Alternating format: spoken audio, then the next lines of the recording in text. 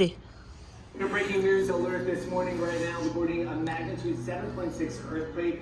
A massive 7.4 magnitude earthquake has rocked Taiwan.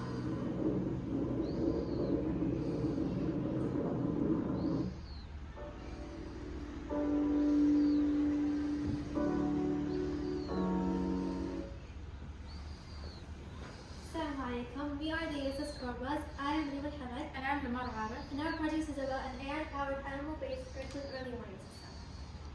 Despite the technological advancements in this day and age, scientists still find it hard to accurately predict earthquakes. So we decided to research. After researching, we found many researchers such as Professor Pinwin that study how animals might sense earthquakes before humans. So that's why we decided to continue this idea by researching more about the behavior of the animals. A study in China found that snakes left their burrows up to days before an earthquake. So we took in consideration that we're going to study more about to monitor the snakes and their behavior based on different environmental conditions. In this AI system, it will tell us the probability of an earthquake and all these variables, which are the average snake body temperature and the average movement per minute and the number of snakes. But now the AI system is set on random, so this random we currently don't have the ability to have a real snake and the study area, but in this study area it's located in the Australia. So now we have the second input option, which is manual, and I can enter my own data. So I'm going to make the earthquake probability abnormal. So I'm going to make the average temperature 40 degrees Celsius, and the average movement per minute for the snake is 1 to 10. As you can see, an alarm played, which signals to us that the earthquake probability exceeded 70% and there's something wrong. So that's why we sent alerts to the relevant authorities such as civil defense agencies to stop gases and pipes from explosion. And then you might be asking, how did we get this data? So we have here a breadboard that has GPS and temperature and humidity sensors connected to ESP, and then we have this data imported to the IoT platform ThinkSpeak. ThinkSpeak will give us the real-time data. So right here, the humidity for the snake is 22.9, and the average body temperature is 32.8. And then this is the altitude and longitude, which is the GPS location, 46.6 and 707.7.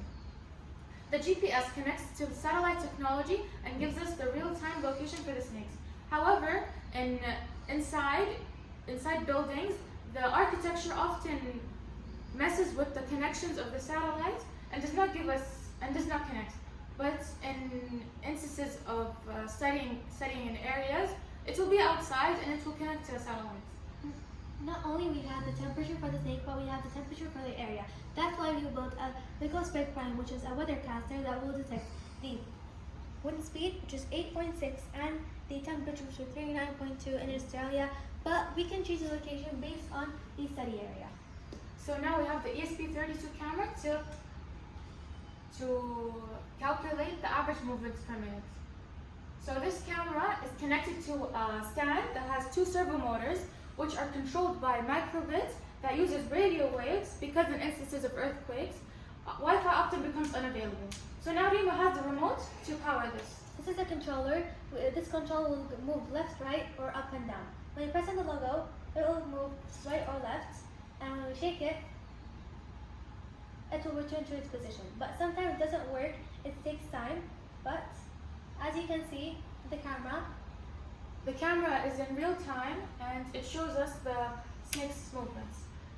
And our project is powered by solar energy because in instances of earthquakes, electricity becomes unavailable as well as Wi-Fi. So in conclusion, our projects will help scientists enrich their studies in seismology and predict earthquakes near the communities that should take action. Like for example, in hospitals, they should evacuate patients that are unable to move. Schools, they should evacuate young children. And in homes, they should tell everybody to take precautions and teach them the safety hazards. And that's it. Thank you so for much. listening.